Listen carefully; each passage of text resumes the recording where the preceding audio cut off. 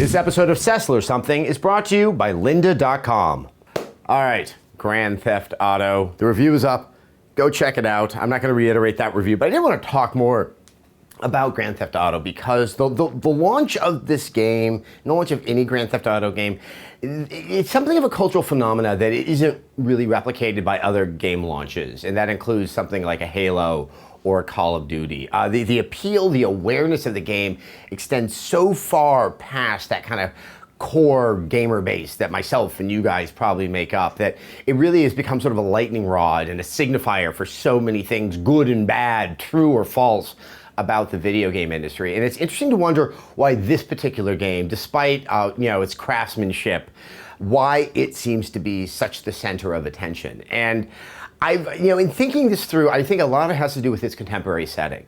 That really isn't a common thing that we get in mainstream games. We have a lot of fantasy, we have a lot of sci-fi and all of their particular variants. But, there's examples here and there, but that idea of something that takes place, if not in our world, in one that runs parallel to it, not somewhere off, in the hyperspace of something entirely different with dragons and wagons and, robots and stuff like that. I think that's part of where its appeal comes from, especially that sense of naughtiness that goes all the way back to Grand Theft Auto 3, that sudden discovery when you're playing it, and you realize, hold on, I can do some bad things here.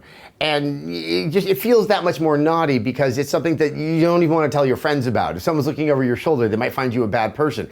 It's that temptation, not the requirement. It's that temptation and ability to indulge in behaviors that are absolutely and thoroughly unacceptable in the actual world. I think also it's fascination with criminality. Once again, sort of contemporary criminality. It plays into, if not fantasies, that very, I think, it's not just American, it is sort of a Western obsession with transgression, not doing the right thing, the constructs of what is supposed to be acceptable and unacceptable behavior, that sense of morality.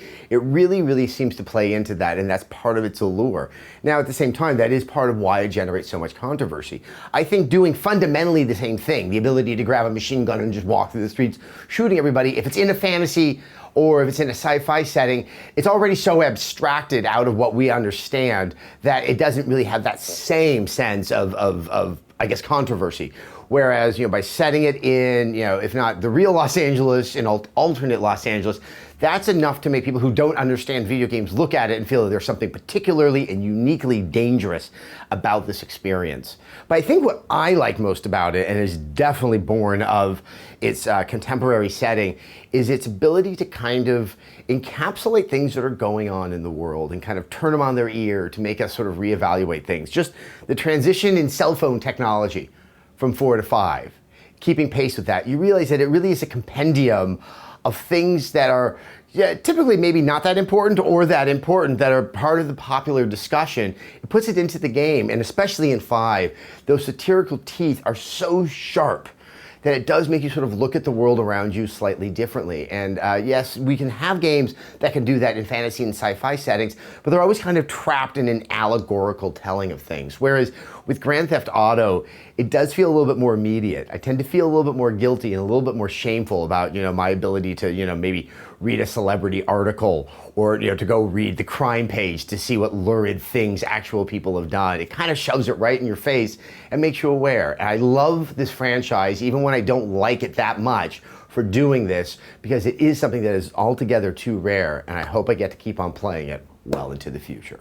I play a know-it-all on the internet, but I don't know everything. And that's why I'm recommending lynda.com. They are an online learning company with more than 77,000 video tutorials that teach software, creative, and business skills. Membership starts at $25 a month and provides unlimited 24/7 access to top quality video courses taught by expert instructors with real-world experience. Some of the classes include web design, programming, photography, audio and video, 3D, and animation. And new courses are added every week. And you can learn on the go with our optimized mobile site or free iPhone and iPad app for members. Help out Rev3 Games and try lynda.com for free for 7 days by visiting lynda.com/something.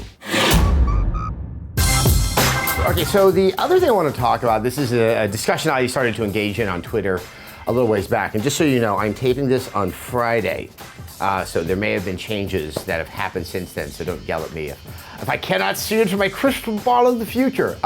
This has to do with HDCP. It's the high definition copy protection that's on that's currently on the PS3 and how it's going to be implemented on the PS4, because that has an impact on recording game footage onto an alternate storage device. We all know that the PS4 has the share button that can send video to Twitch. I believe it will also be sending it to YouTube, but that really is sort of a stream of raw gameplay. And just so you can probably figure out, I have a very vested interest in this decision because of what we do here at Rev3 Games. You know, we do capture a lot of game footage and we recombine it with, you know, I think a remarkably talented group of editors to get the reviews, to get the previews, and all the content that we put up.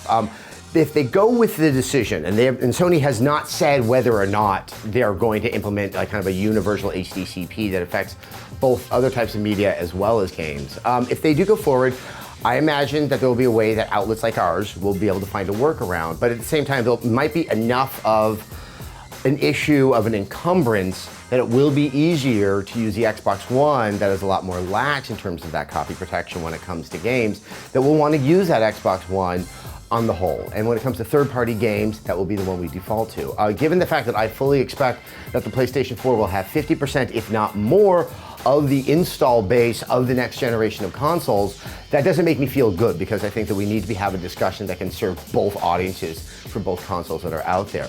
But outside of my interests, I think what's frustrating is ever since I've started here, I've become more aware of what's happening with video game coverage out in sort of new media. You know, I came from old media of television. This is new media. There are people out there like Total Biscuit, like Angry Joe. There's going to be new people that can add things to the interesting conversation surrounding video games.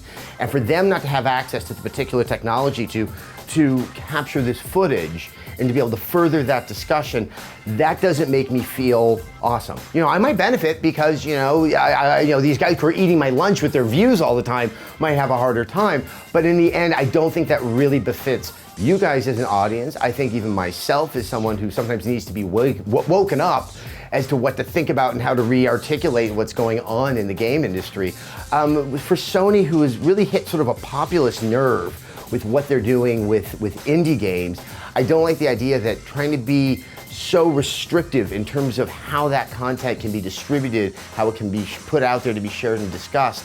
I don't think those two things are consistent. And I would like to think that even some of the third parties, the EAs, the Bethesdas of the world, will realize that that can affect even their ability to get word out about their games. You know, could we have a arrow in the knee video when it's that hard to get the footage off of the console? I realize that there are a lot of business interests that are involved in this, but in the long run, I think it's healthy for games as long as we have that big, broad, and big tent discussion.